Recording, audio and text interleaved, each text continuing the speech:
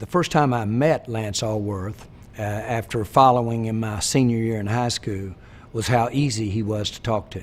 He has great people skills, had great people skills when he got to college. And he made you feel good. He looked interested in what you were about.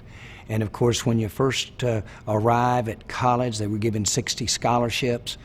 We all felt like we were just a needle in the haystack and no one cared about us.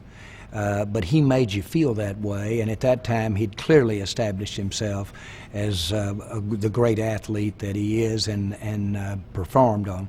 But he certainly made people feel good around him. He was a great team player.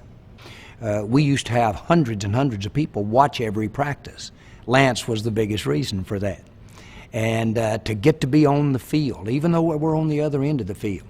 My freshman coaches were Barry Switzer, as well as Fred Akers, the fine University of Texas coach that we're all familiar with. And so the freshmen to get to go up on the field with the varsity players, and there Lance Alsworth was as a junior, it was like being on the field with Red Grange, or it was like being on the field with Bronco Nagurski. It was not only fluid, but it was very fast, inordinately fast for those times. That coordinated with a real sense of the game just made him so special. He not only recognized that you had to perfect route running, and he admired so much the players around him with less talent that had to work and perfect their skill, and that carried over to his blocking. The other thing about Lance is how often he played hurt. And basically the rules were such back then that, for instance, when a back was on the ground, the whistle didn't blow, and you could brat him to the turf. And so there were a lot of injuries back then. We didn't have the medical knowledge that we have today. And so you couldn't fix it up as good. You couldn't repair a tear as good. You couldn't clean out a knee like you can today.